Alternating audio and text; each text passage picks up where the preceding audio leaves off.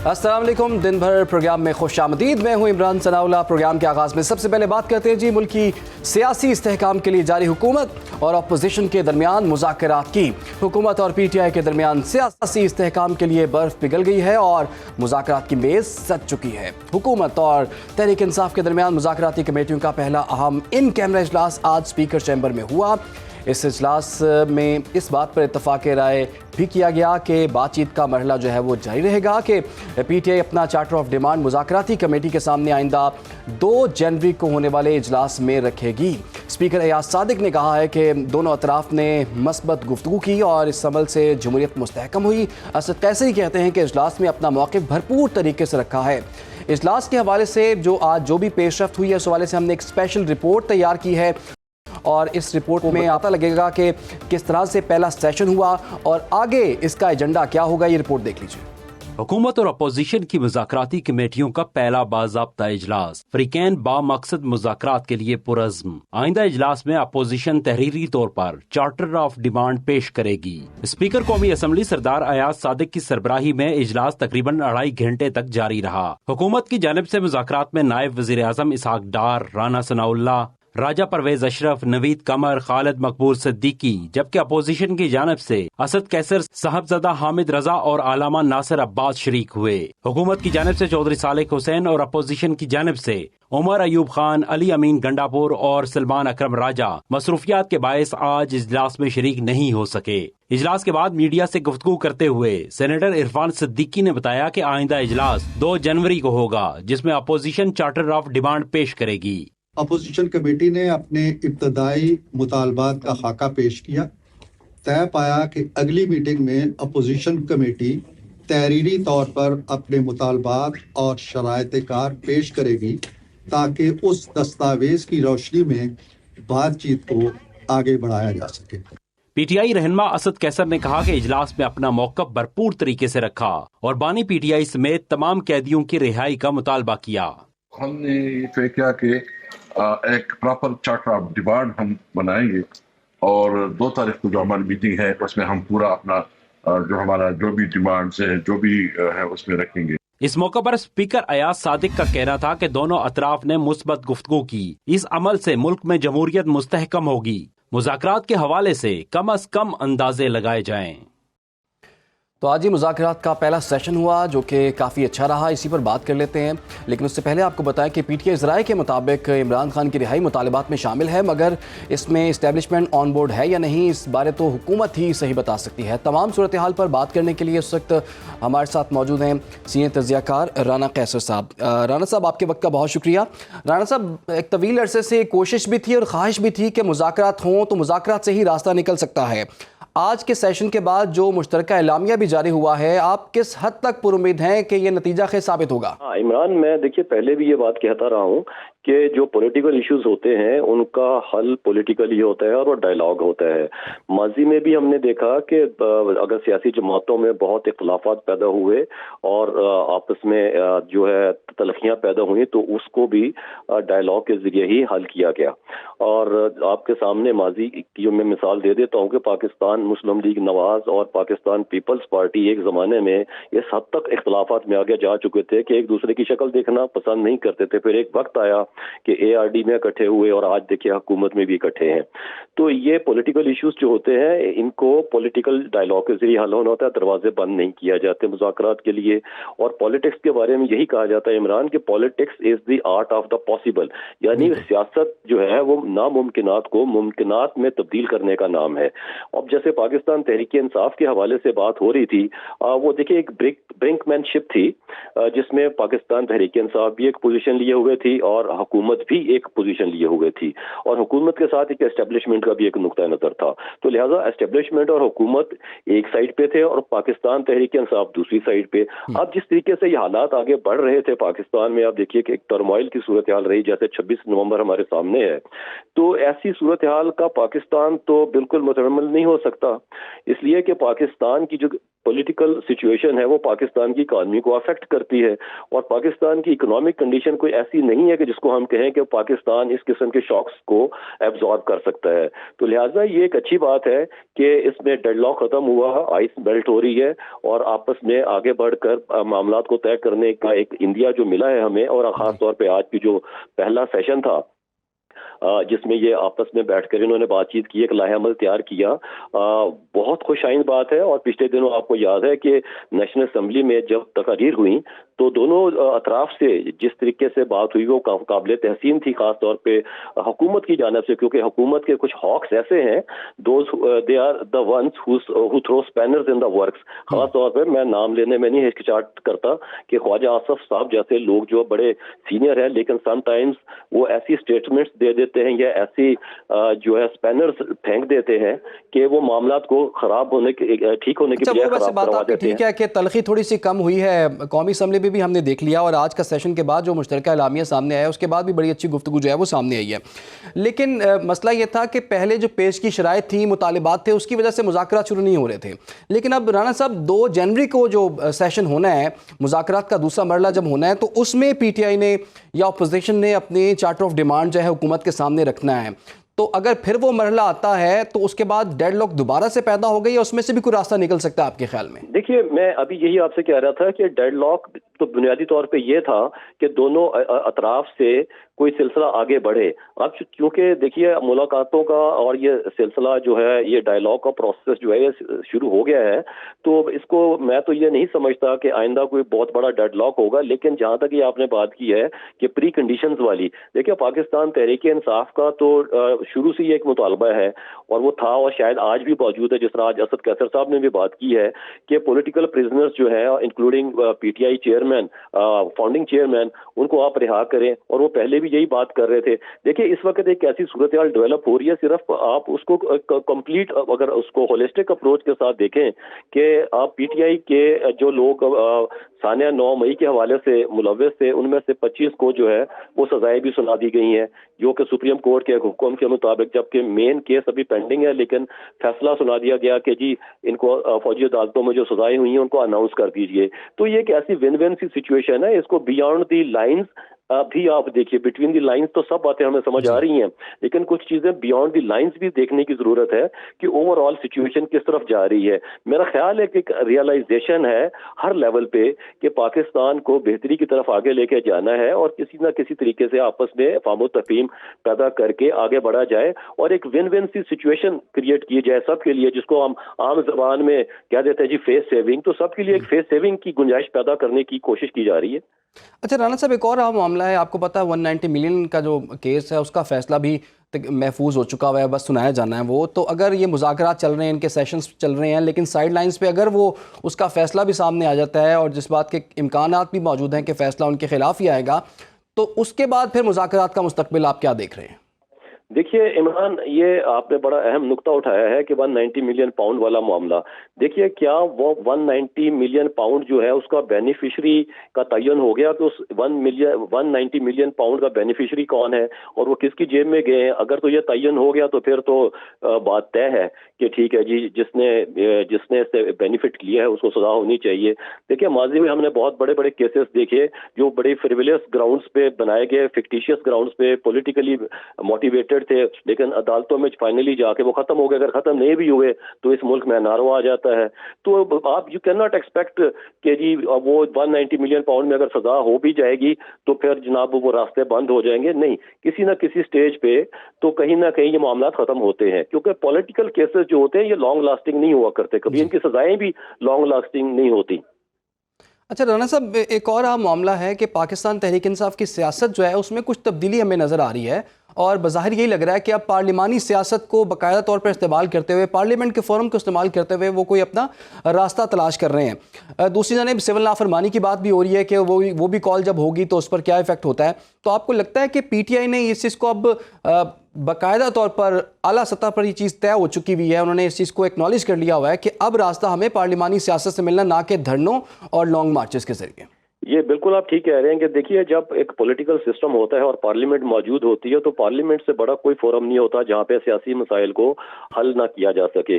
تو چونکہ پارلیمنٹ کے اندر ایک ایسی پوزیشن رہی ہے, ایک سچویشن بھی رہی ہے پہلے کہ ایک ٹرسٹ ڈیفیسٹ تھا. پی ٹی آئی کو حکومت پہ ٹرسٹ نہیں تھا اور حکومت کو شاید پی ٹی آئی پہ ٹرسٹ نہیں تھا, اور کچھ ایسے عوامل تھے جو شاید اس ٹرسٹ ڈیفیسٹ کو جو ہے وہ قائم رکھنا چاہتے تھے.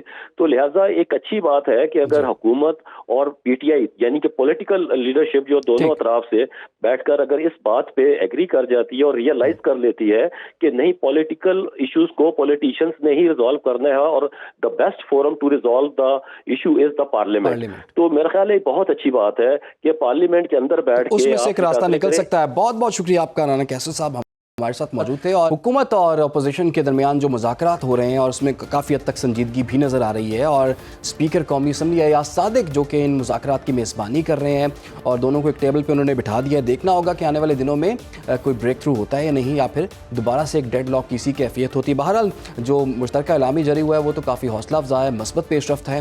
2 جنوری کو دیکھنا ہوگا کہ کیا ڈیمانڈ سامنے آتی ہیں پی ٹی آئی کی اور اس پر حکومت کیا جواب دیتی ہے اور یہ معاملہ کس طرح سے آگے بڑھتا ہے. ایک اور اہم معاملے پہ ہم نے بات کرنی ہے جی, کرکٹ کا معاملہ ہے. پاکستان نے جنوبی افریقہ کو تیسرے ون ڈے انٹرنیشنل میں ڈک ورتھ لوئس میتھڈ کے تحت 36 رن سے شکست دے کر سیریز میں 3-0 سے کلین سویپ کر دیا ہے. فتح کے ساتھ قومی ٹیم پروٹس کو ہوم گراؤنڈ پر ایک روزہ سیریز میں وائٹ واش کرنے والی پہلی ٹیم بھی بن چکی ہے.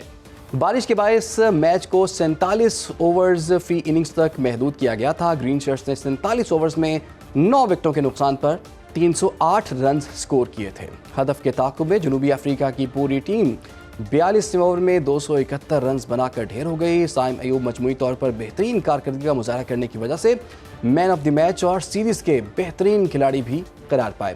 ادھر انڈیا اور پاکستان کے چیمپئنز ٹرافی 2025 کے میچز یو اے ای میں ہوں گے. متحدہ عرب امارات کو پی سی بی نے نیوٹرل وینیو کے طور پر چن لیا ہے اور باضابطہ طور پر آئی سی کو آگاہ ہے. نیوٹرل وینیو کا حتمی فیصلہ محسن نقوی اور شیخ زید بن النہیان کی ملاقات کے بعد کیا گیا ہے. انہی معاملات پر ہم بات کر لیتے ہیں. ہمیں جوائن کر لیا ہے اسپورٹس اینالسٹ عرفان ظہیر صاحب نے. عرفان, پاکستان کی جانب سے ایک کے بعد ایک وکٹری اور ساؤتھ افریقہ کے خلاف جو کلین سویپ وکٹری حاصل کی ہے پاکستان نے اور ایک ریکارڈ بھی قائم کر دیا ہے, اس پر آپ کیا کمنٹ کریں گے؟ دیکھیں عمران, ہم نے شاید پہلے بھی غالباً ذکر کیا تھا کہ او ڈی آئی فارمیٹ جو ہے وہ پاکستان کو سب سے زیادہ سوٹ کر رہا ہے اور اس کا جو ٹیمپلیٹ سیٹ ہو چکا ہے, وہ جو فارمولا کہنا چاہیے وہ شاید پاکستان ٹیم کو مل چکا ہے. بہت بڑی اچیومنٹ ہے. ہم بات کر رہے تھے T20 کے اندر, T20 شاید پاکستان اس طرح اچھا نہیں کھیل رہا. سم ہاؤ ٹیسٹ کے اوپر بھی ہماری ریزرویشن ہے کہ اس طرح کی پرفارمنس نہیں آ رہی, بٹ او ڈی آئی کے اندر اگر ہم دیکھتے ہیں تو پاکستان تمام باکسز کو ٹک کرتا چلا جا رہا ہے. اور یہ جو کنٹینیوسلی ہم نے تیسری سیریز جیتی ہے, آسٹریلیا کی جیتی, پھر زمبابوے سے وکٹری حاصل کی, اور ابھی یہ وائٹ واش کرنا, ہم دنیا کے کرکٹ کی پہلی سائیڈ بنے نے ساؤتھ افریقہ کو ان کے ہوم گراؤنڈ پہ وائٹ واش کیا ہے او ڈی آئی میں. تو یہ بہت بڑی اچیومنٹ ہے. اور خاص طور پہ ایک تو جس طرح ہم 1 سال کا ڈبیکل کے بعد اس سے نکلے ہیں, امپرومنٹ آ رہی ہے, نیا کیپٹن ہے, نئی رجیم ہے, نئے سارے آپ کا تھنک ٹینک کہنا چاہیے, کوچز کہنا چاہیے. اس کے ساتھ ساتھ چیمپئن ٹرافی بہت وائٹل ہے. اور ہم ایک بات کرتے ہیں کہ آپ کا مومنٹم گین کرتی ہے ٹیم, آپ نے آپ کو بلڈ کرنا ہوتا ہے, آپ کو جیلنج کرنا ہوتا ہے, کمبینیشن بننا ہوتا ہے. وہ ہمیں نظر آ رہا ہے کہ یہ تمام چیزیں ہو رہی ہیں. شاید کہیں نہ کہیں عمران ہمیں لگتا ہے کہ ہمیں اپنی وکٹری کے اندر کئی دفعہ ہوتا ہے کہ ہم اپنی لوپ ہولز کو بھول جاتے ہیں. تو مجھے کہیں نہ کہیں پرسنلی لگتا ہے کہ فخر زمان کی اس ٹیم میں جگہ بنتی ہے, ایک آپ اس کو ایڈ کر لیں. اور شاید کہیں نہ کہیں اگر آپ جب یو اے کی کنڈیشن میں یا پاکستان کی کنڈیشن میں کھیل رہے ہوں گے تو ایک ایکسٹرا اسپنر کا بھی آپ کے پاس کشن ضرور ہونا چاہیے. دو کہ ابھی سائم نے بڑی اچھی بالنگ بھی کر کے دکھائی. بیٹنگ میں تو جس طرح آپ نے کہا, اس نے ہر طرح سے ایسا پروو کیا کہ سینئر کی جگہ ایون اس نے کہنا چاہیے کہ ایز اے سب سے جونیئر لڑکا ہونے کے باوجود جس طرح کا اس نے پرفارم کیا, آپ کا سب سے مین پلر کے طور پہ وہ سامنے آیا. اور سب سے وائٹل پرفارمنس جو تھے وہ سائم ایوب کی تھی, اور یہ وجہ کہ ان کو چیتے کا ٹائٹل بھی ان کو دیا گیا. اچھا عرفان, یہ بتائیے گا کہ اب جیسے کہ آپ بتا رہے ہیں چیمپئنز ٹرافی سے پہلے پاکستان کی اتنی اچھی پرفارمنس ہو جانا, تو آپ کو لگتا ہے کہ 19 فروری تک یہ اس کو مینٹین اور یا ریٹین کر سکے گی پاکستانی ٹیم؟ اور چیمپئنز ٹرافی میں کیا ایکسپیکٹ کریں پاکستانی ٹیم سے ہم؟ یہ عمران, پاکستانی ٹیم جو ہے وہ دنیا کی سب سے زیادہ انپریڈکٹیبل سائیڈ ہے. یہ تو شاید وہ خود بھی پریڈکٹ نہیں کر سکتے, ہم کیسے کریں. لیکن یہ ہے کہ پاکستانی ٹیم ایک وائی ٹیم ہے جو ہمیشہ ونڈرز کرتی آئی ہے. برا کھیلتے کھیلتے آؤٹ اسٹینڈنگ کھیل جاتی ہے, اچھا کھیلتے کھیلتے برا بھی کھیل جاتے ہیں ہم، تو ہم اس سے کچھ بھی ایکسپیکٹ کر سکتے ہیں آپ. اور جہاں 2-3 سیریز پہلے کہیں اس کو ریٹ نہیں کیا جا رہا تھا، اب دیکھیں آج ہم اس پوزیشن پہ آ گئے، ہم نے ایک ریکارڈ بنا ڈالا. میں نے جس طرح کہا کہ مومنٹم بڑا اچھا ہے، ٹیم کپتانی رضوان کی اچھا کھیل رہی ہے. او ڈی اے فارمیٹ ہمارے تمام پلیئرز کو سوٹ کرتا ہے، بیٹرز کو بھی سوٹ کرتا ہے ان کے اسٹرائک ریٹ کو، اور بالرز کی بھی جو لائن لینتھ ہے اس لحاظ سے بھی ان کو بڑا زبردست یہ سوٹ کرتا ہے. جی کہیں نہ کہیں ہمیں صرف 1-2 چینجنگ چاہیے، کوئی بہت بڑی ہمیں چینجنگ نہیں چاہیے، ڈراسٹک چینجنگ نہیں چاہیے. جس طرح میں نے کہا کہ شاید ایک فخر جیسا پلیئر آپ کے پاس آ جائے، فخر یا امام میں سے ایک شاید آپ کو کہیں نہ کہیں، کیونکہ عبداللہ شفوی آپ کا ایک ویریبل سائن بنتا چلا جا رہا ہے. آلدو کے بہت بڑا پوٹینشیل ہے، بہت بڑا ٹیلنٹ ہے، بٹ کئی دفعہ فارم جب نہیں لگی ہوتی تو آپ کو پھر کسی نہ کسی کو ریپلیس کرنا پڑتا ہے. اس کا یہ ہرگز مطلب نہیں کہ وہ اچھے پلیئر ابھی نہیں بھی ہیں. کچھ چند ایک تبدیلیوں کی گنجائش جو ہے وہ موجود ہے. بہت شکریہ آپ کا عرفان ظہیر، جو کہ کہہ رہے تھے اگر مومنٹم کو مینٹین کر لیا جاتا ہے تو چیمپئنز ٹرافی میں بھی پاکستان کی پرفارمنس جو ہے وہ بڑی شاندار رہے گی. اور وہ یہی کہہ رہے تھے کہ انپریڈکٹیبل ٹیم ہے، تو وہ میرا خیال یہی کہنا چاہ رہے ہوں گے کہ روتوں کو ہنسا دیتی ہے تو ہنستے ہوئے لوگوں کو نا رلا بھی دیتی ہے. بہرحال پاکستانی ٹیم نے زبردست پرفارمنس دی ہے اور پوری دنیا میں اس وقت پاکستانی ٹیم کے چرچے ہیں. جنوبی افریقہ والے تو یقیناً پریشان ہی ہوں گے کہ پہلی دفعہ وہ اپنے ہوم گراؤنڈ پہ جو ہے وہ 3-0 سے کلین سویپ ہونے ہوا ہے. بہرحال آگے بڑھتے ہیں جی. ایک اور اہم خبر ہم نے ڈسکس کرنی ہے اس پروگرام میں. کراچی کے علاقے بھینس کالونی موڑ پر وین میں آگ لگ گئی. آگ لگنے سے 12 مسافر جھلس کر زخمی ہو گئے اور زخمیوں میں بچے اور خواتین بھی شامل ہیں. ریسکیو حکام کے مطابق زخمیوں کو طبی امداد کے لیے اسپتال منتقل کر دیا گیا ہے. ریسکیو حکام کے مطابق اطلاع ملتے ہی فائر بریگیڈ کی گاڑی موقع پر پہنچی اور آگ پر قابو پا لیا گیا. تاہم گاڑی میں آتش زدگی کی فوری وجہ معلوم نہیں ہو سکی. متاثرہ گاڑی دکان سے گیس بھروانے کے بعد کھڑی تھی کہ اچانک اس میں آگ لگ گئی. تاہم گاڑی میں گیس سلنڈر محفوظ حالت میں پایا گیا ہے. متاثرہ افراد ٹنڈو محمد خان سے کراچی اپنے گھر آ رہے تھے اور اسی پر بات کر لیتے ہیں. ہمیں جوائن کر لیے بیورو چیف کراچی شعیب برنی نے. شعیب، یہ واقعہ کس طرح سے پیش آیا اور کیا تفصیلات سامنے ہیں اس کی؟ جی دیکھیں، یہ کراچی میں لانڈی کا علاقہ ہے، بھینس کالونی، وہاں سے یہ وین گزر رہی تھی جس دوران یہ آتش زدگی کا واقعہ پیش آیا ہے. ریسکیو حکام کے مطابق یہی معلومات سامنے آئی تھیں کہ یہ جو گاڑی ہے دکان سے گیس بھروانے کے بعد کھڑی تھی کہ اس میں اچانک آگ لگ گئی تھی، جس کے نتیجے میں گاڑی میں سوار خواتین اور بچے بھی تھے تو ان سمیت 12 افراد جھلس کر زخمی ہو گئے تھے اور پوری گاڑی کو آگ نے اپنی شعلوں کی لپیٹ میں لے رکھا تھا، جس کو بعد میں بجھایا گیا. یہ جو متاثرہ فیملی ہے یہ ٹنڈو محمد خان سے واپس کراچی اپنے گھر آ رہے تھے جس دوران یہ حادثے کا شکار ہوئے. متاثرہ گاڑی میں بتایا جاتا ہے کہ گیس سلنڈر جو تھا وہ محفوظ حالت میں پایا گیا، وہ پھٹا نہیں، لیکن گاڑی میں جو آتش زدگی ہوئی اس کے بعد لوگ جل کے متاثر ہوئے. گاڑی میں لگنے والی آگ کے حوالے سے جو پولیس ہے وہ تحقیقات کر رہی ہے اور حادثے میں جو جھلس کے زخمی ہونے والے افراد تھے وہ تمام جو ہیں ٹنڈو محمد خان سے کراچی واپس آ رہے تھے. تو اس حوالے سے جو زخمی ہیں ان کو طبی امداد کے لیے کراچی میں جو سول اسپتال کے اندر بنس وارڈ کا اسپتال ہے وہاں پہ منتقل کیا گیا ہے اور انہیں طبی امداد وغیرہ فراہم کی جا رہی ہے. جبکہ یہ جب آتش زدگی کا واقعہ پیش آیا تھا تو فائر بریگیڈ کے عملے نے پہنچ کر وین میں موجود جو بچے تھے سوار اس میں ان کو نکالا تھا اور آگ کو فوری طور پہ بجھایا تھا. لیکن زخمیوں کو جھلسنے کی وجہ سے زیادہ زخم آئے تھے اور ان میں سے کچھ کی حالت جو ہے تشویشناک ہے، جن میں خواتین اور بچے بھی شامل ہیں. جی اچھا شعیب، بتائیے گا، یہ بھی بتائیے گا کہ مینٹیننس سرٹیفکیٹ پرانی گاڑیوں کو ملتا ہے؟ کیونکہ بظاہر تو یہی لگ رہا ہے کہ جیسے کچھ وائرنگ کے مسائل تھے، شارٹ سرکٹ کی وجہ سے یہ آگ بھڑکی ہوگی. جیسے کہ آپ خود بھی بتا رہے ہیں کہ جو سلنڈر ہے وہ تو بالکل محفوظ ہے گیس بھروانے کے باوجود بھی، اس میں تو آگ نہیں لگی، لیکن شاید وائرنگ کی وجہ سے ہو سکتا ہے معاملہ. اور کیا اس کا طریقہ کار کیا ہو سکتا ہے؟ کوئی مینٹیننس اس کی ہوتی ہے؟ کوئی چیک کرنے کے لیے ادارے موجود ہیں؟ کوئی ٹیمیں موجود ہوتی ہیں؟ جی دیکھیں، جس طرح آپ نے سوال کیا کہ ان کے پاس کوئی سرٹیفکیٹ تھا، تو ایسا تو کراچی میں گاڑیوں کے پاس کوئی فٹنس سرٹیفکیٹ نہیں ہوتے. جو یہ منی بسیں، کمرشل بسیں ہوتی ہیں یہ بھی صرف سرٹیفکیٹ کاغذ کی حد تک لیتی ہیں، لیکن عملی طور پہ ان کی جو حالت زار ہوتی ہے وہ ٹھیک نہیں ہوتی. اسی وجہ سے آئے دن اسکول وینس کی بچوں کے بھی حادثات سامنے آتے ہیں، جبکہ جو کمرشل گاڑیاں ہوتی ہیں ان میں بھی آتش زدگی یا سلنڈر کے دھماکے ہوتے ہیں. تو اس سلسلے میں جو قانونی کارروائی ہے وہ ضرور ہوتی ہے، لیکن عملی طور پہ کوئی ایسا ادارہ چیک اینڈ بیلنس نہیں کرتا کہ کس گاڑی میں اس وقت اس کی فزیکل کنڈیشن کیا ہے. ورنہ اگر یہ اس طرح کا کوئی ادارہ ایکٹیولی کام کرے، کاغذات پہ ادارے ضرور موجود ہیں، لیکن آن گراؤنڈ اس طرح کا کوئی حقیقت نہیں ہے کہ وہ گاڑیوں کی ٹھیک ہے، چیک اینڈ بیلنس ہونا چاہیے. جی بہت شکریہ آپ کا شعیب برنی، بیورو چیف سندھ ہم آگاہ کرے تھے اس طرح کے حادثات جب ہوتے ہیں تو پھر بہت سی قیمتی جانیں بھی ضائع ہوتی ہیں. ابھی بھی اس حادثے میں اس جو آتش زدگی کا واقعہ پیش آیا ہے اس میں 12 افراد جھلس کر زخمی ہوئے ہیں، جن میں سے چند ایک کی حالت کرٹیکل بتائی جا رہی ہے. رخ کرتے ہیں جی راولپنڈی کا. راولپنڈی کے بیری سر بھٹو اسپتال میں سیکیورٹی اہلکار نے 9 سالہ بیٹی کے علاج کے لیے آئی خاتون کو زیادتی کا نشانہ بنا ڈالا. ملزم شاہزیب کے خلاف تھانہ وارث خان میں مقدمہ درج کر کے اسے گرفتار کر لیا گیا ہے.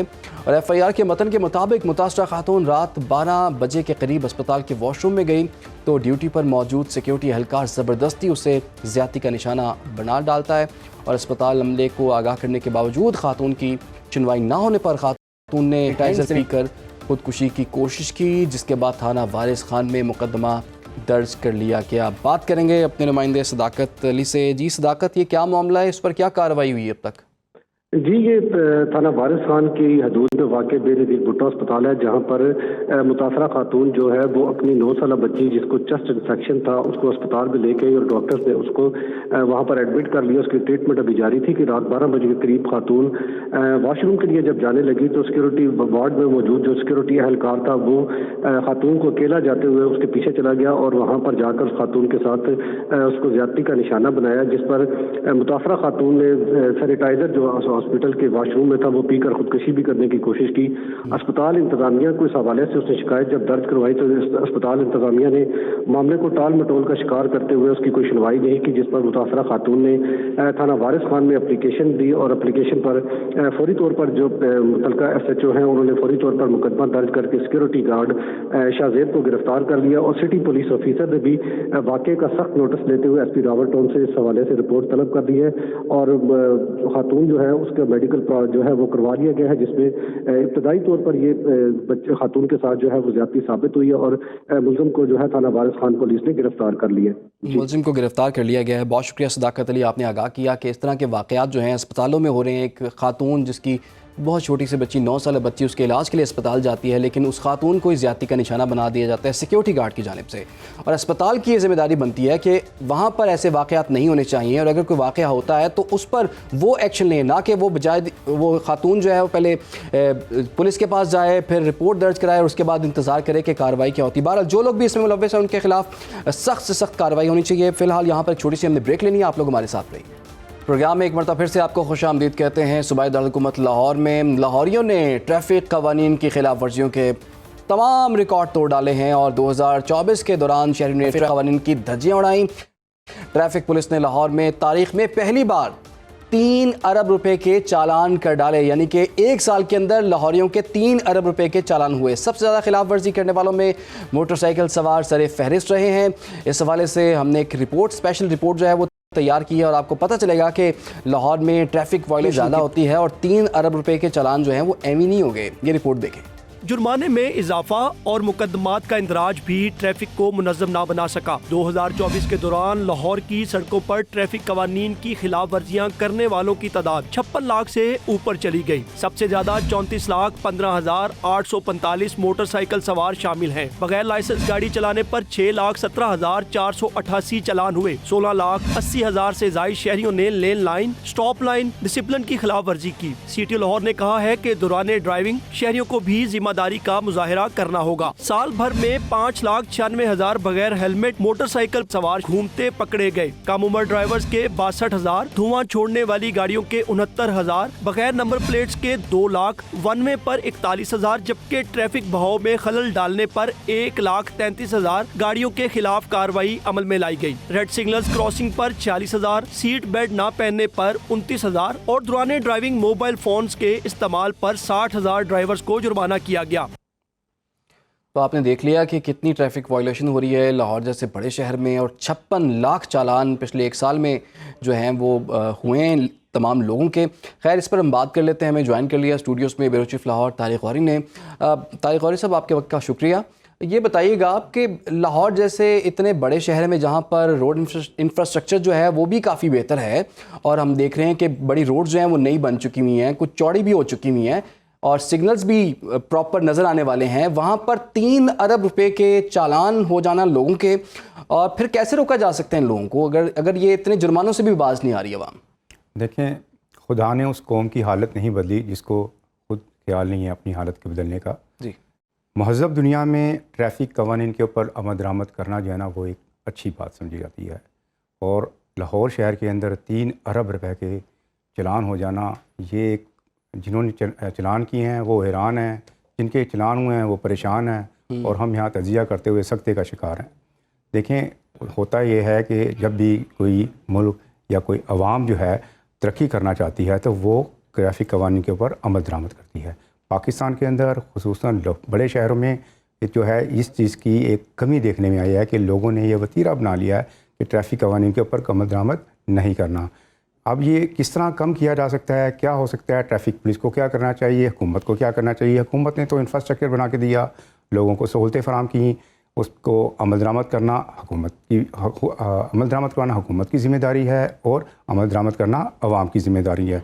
इसको बेहतर करने के अब 3 अरब रुपए के जब चलान हो गए हैं, लाहौर शहर के अंदर तकरीबन 50 लाख गाड़ी है ना वो चलती है, और 32 लाख मोटरसाइकिल शहर के अंदर वो दिन आती हुई फिरती है।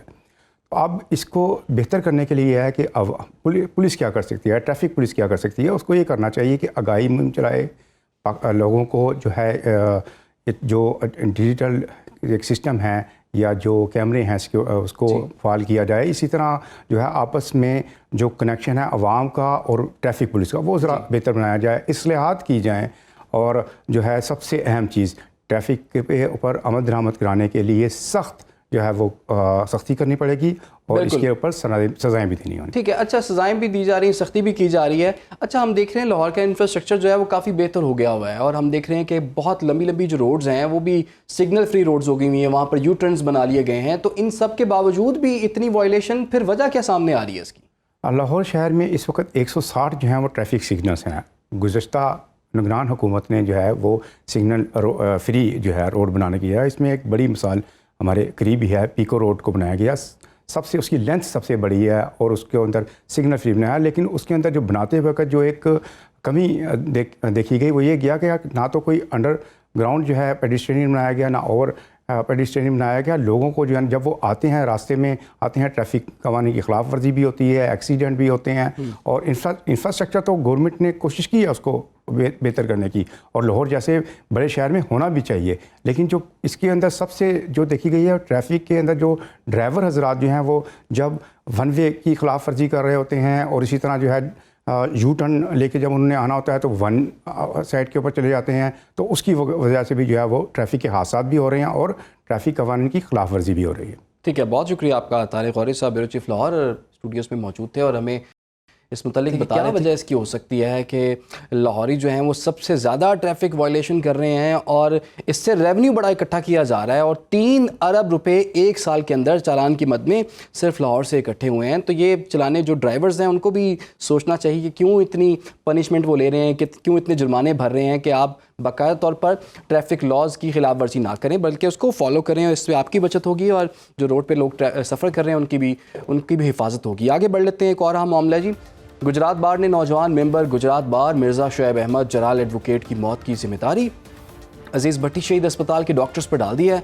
गुज़श्ता हफ्ते बड़े भाई हुमायूं गुलजार ने अपने छोटे भाई मिर्ज़ा शुएब अहमद जलाल एडवोकेट और अपनी मां शहनाज बेगम पर फायरिंग कर दी थी। वकील अस्पताल में इलाज मुआवजे के दौरान दम तोड़ गया था। गुजरात बार के मुताबिक डॉक्टर्स की गफलत, लापरवाही और गलत ट्रीटमेंट की वजह से नौजवान मिर्ज़ा शुएब अहमद जलाल एडवोकेट की मौत वाक़ई हुई है। उनका कहना है कि न जाने और कितने लोगों को डॉक्टर्स की गलत ट्रीटमेंट की वजह से मौत के मुंह में धकेला जा चुका है। अजीज़ भट्टी शहीद अस्पताल गुजरात में डॉक्टर्स नहीं माफिया बैठता है जो मसीहा के नाम पर जवान से खेल रहे हैं, जो साबित करता है कि वो मसीहा नहीं कातिल है। डॉक्टर्स के आम लोगों के साथ इंतहाई नामुनासिब रवैये और गलत ट्रीटमेंट की गुजरात बार ने मजम्मत की। एडवोकेट ताहिर सादिक भट्ट ने प्रेस कॉन्फ्रेंस में क्या कहा, आइए देखते हैं। पहले उन्होंने उसका स्कैन किया, ऑपरेशन थिएटर से ऑपरेशन करके जनाब उसको आईसीयू में जो है ना शिफ्ट कर दिया। मुझे तसल्ली दी जाती रही, सारे डॉक्टर्स यही कहते रहे including MS and other surgeon of अजीज भट्टी अस्पताल दैट ही इज इम्प्रूविंग। तीसरे दिन डॉक्टर्स थे, उनसे कहा कि इसके पेट में से स्मेल आती है, उन्होंने मुझे यही कहा कि ही इज इम्प्रूविंग। छठे दिन जब उसकी हालत ज्यादा खराब हुई तो मैंने डॉक्टर से कहा कि मुझे आप रिलीज कर दें। मुझे उन्होंने कहा कि इसकी हालत ठीक नहीं है। मुझे कहते हैं कि आप अपनी रिक्वेस्ट देंगे तो हम इसको डिस्चार्ज करें। फिर मैंने उनको रिटर्न रिक्वेस्ट दी, اور ڈسچارج کروا کے میں اس کو نیشنل ہسپتال لاہور لے گیا. میرے پاس نیشنل ہسپتال لاہور کے نوٹس ہیں جس میں انہوں نے واضح طور پر لکھا ہے کہ یہ ڈاکٹرز کی غفلت کی وجہ سے یہ سارا معاملہ جو ہے اس کی حالت خراب ہوئی ہے. اگر یہ اس وقت اس کی انٹسٹائن ریپیئر کر دیتے تو یہ بچے کی زندگی کو کوئی خطرہ لاحق نہیں تھا. ایڈوکیٹ طاہر صادق بٹ کی گفتگو آپ نے ملاحظہ کیا ہے، اسی پر بات کر لیتے ہیں. ہمیں جوائن کر لیے ہمارے نمائندے عبدالسلام مرزا نے. عبدالسلام مرزا، بتائیے گا اس واقعے کی حقیقت کیا ہے؟ واقعہ جو ہے وہ 16 نومبر کو پیش آتا ہے، جہاں پر وکیل شعیب جلال کو اس کے بڑے بھائی جو ہیں وہ گھریلو جھگڑے کے بنا پر ان کو اور ان کی والدہ کو گولیاں مار دیتے ہیں، جس جو ان کی والدہ ہیں وہ ان کو اور ان کے جو بھائی ہے وکیل، ان دونوں کو ہسپتال منتقل کر دیا جاتا ہے. پھر بعد ازاں وکیل کچھ دنوں کے بعد جو ہے وہ لاہور کے ایک ہسپتال میں جا کر جو ہے دم توڑ دیتے ہیں، جس پر بعد ازاں پھر وکلا کی جانب سے ایک پریس کانفرنس کی جاتی ہے کہ اس کا تمام تر جو وکیل کی موت کا جو غفلت ہے وہ ڈاکٹرز کی وجہ سے ہوئی ہے، ڈاکٹرز کی غفلت اور لاپرواہی اور غلط ٹریٹمنٹ کی وجہ سے وکیل کی موت ہوئی ہے. جس پر پھر بعد ازاں جب ہم نے اس واقعے کے حوالے سے ڈاکٹر حضرات سے رابطہ کیا تو ڈاکٹر حضرات کا کہنا تھا کہ یہ بالکل سراسر جو ہے اس حوالے سے ہم اپنے طور پر بھی اندرونی تحقیقات بھی کر رہے ہیں، اور دوسری جانب ڈاکٹرز کی جانب سے ایک موقف اختیار کیا گیا تھا کہ یہ واقعہ جو ہے ہمارے پاس اس کی موت نہیں ہوئی، اس کی موت لاہور کے ایک ہسپتال میں ہوئی ہے، اور اس کے تمام تر یہ شارٹ گن کی وجہ سے اس کو جب گولیاں لگی تھی تو یہ ہمارے پاس گجرات DHQ میجر عزیز بٹی شہید اسپتال میں جب وکیل کو لایا گیا تھا تو اس کو طبی امداد فراہم کی گئی تھی. پھر بعد ازاں اس کی حالت جو ہے وہ بہتر ہونا شروع ہو گئی تھی. پھر بعد ازاں جو ہے وکیل کے جو برادر نستی ہیں جو سابق صدر ہیں وہ اس کو اپنی اماں پر جو ہے وہ یہاں سے لے گئے تھے، جس کے بعد اس کی موت کی تصدیق ہوئی ہے لاہور میں جا کر. پھر بعد ازاں ایک ڈاکٹر وکلا حضرات کی جانب سے بھی ایک پریس کانفرنس کی گئی ہے، اور اس کے بعد اب استغاثہ بھی وکلا کی خلاف جو ہے وہ دائر کر دیا گیا ہے، جس کے حوالے سے اس کی سماعت جو ہے وہ کل جو ہے اس کی جائیں گی، اور پھر بعد ازاں ڈاکٹرز کو سمن جاری کیا جائے گا. جی، اس واقعے کی تحقیقات بھی ہو رہی ہیں اور پھر اس کے بعد ڈاکٹرز کو سمن بھی جاری کیا جائے گا. عبدالسلام مرزا، آپ نے ہمیں اپڈیٹ کیا. یہاں پر وقت ایک بریک کا. Welcome back. پیپلز پارٹی گڑھ لاڑکانہ جہاں 40 سال پرانی سبزی اور فروٹ منڈی میں ناجائز تجاوزات کی بھرمار نہ صرف شہریوں کا گزرنا محال کر دیتی ہے بلکہ آڑھتیوں کو بھی مشکلات کا سامنا کرنا پڑا ہے. وہاں پر اس وقت کیا صورتحال ہے جانیں گے اپنے نمائندے عبدالفتاح اردو سے. جی عبدالفتاح، کیا صورتحال ہے یہاں پر؟ لاڑکانہ کی سبزی اور فروٹ منڈی جو 80 کے دہائی میں قائم ہوئی اور وقت گزرنے کے ساتھ یہاں لاڑکانہ میں جیسے جیسے آبادی بڑھتی جا رہی ہے تو یہاں جو خاص طور پہ سبزی اور فروٹ منڈی میں جو آتی ہے ان کو شدید مشکلات کا سامنا کرنا پڑ رہا ہے، کیونکہ کم اراضی پر مشتمل ہونے کی وجہ سے نہ صرف آتی لوگوں کو پریشانی کا سامنا کرنا پڑ رہا ہے بلکہ جو شہریوں ان کو بھی شدید دشواری کا سامنا کرنا پڑتا ہے. دن بھر جو ہے ٹریفک کا جام رہتا ہے، کیونکہ بڑے بڑے ٹرک اگر یہاں پر شہر میں آتے ہیں تو اس کی وجہ سے جو شہریوں ان کو بھی کافی دشواری کا سامنا کرنا پڑتا ہے. ان آڑھتیوں لوگوں کا یہی کہنا ہے کہ شہر میں جو ہے اس وقت جو ہے سبزی اور فروٹ منڈی جو 80 کی دہائی میں قائم کی گئی وہ 3 ایکڑ پر مشتمل ہے، اس کو باہر شفٹ کیا جائے، جس کی وجہ سے نہ صرف شہری پریشان ہوتے ہیں کیونکہ لوگ جو ہے ٹریفک جام کی وجہ سے سراپا احتجاج بھی رہتے ہیں. تو شہر سے باہر منتقلی کرنے کے ساتھ نہ صرف جو آڑھتی لوگ ہیں یہاں پر ان کے مشکلات کم ہوں گی بلکہ شہر میں جو ٹریفک کا جام کے مسائل ہیں اس پر بھی کافی حد تک قابو پایا جا سکتا ہے. جی ٹھیک ہے، بہت شکریہ عبدالفتاح، آپ نے ہمیں آگاہ کیا. اور اس تمام تر صورتحال پر میئر لاڑکانہ ایڈوکیٹ انور علی نواز نے کیا کہا ہے وہ بھی دیکھ لیتے ہیں. جو ڈاکیومنٹیشن ہے وہ آلموسٹ پوری ہو گئی ہے اور انشاءاللہ بہت جلدی لاڑکانہ سے شفٹ کر کے ہم اٹھا چوک یہ شہر کی پرمیسز میں ہی ہے، وہاں پہ بہت جلدی انشاءاللہ کام جو سول ورک ہے وہ شروع ہو جائے گا. پروگرام کا وقت ختم ہو چاہتا ہے، اجازت دیجیے، اللہ حافظ.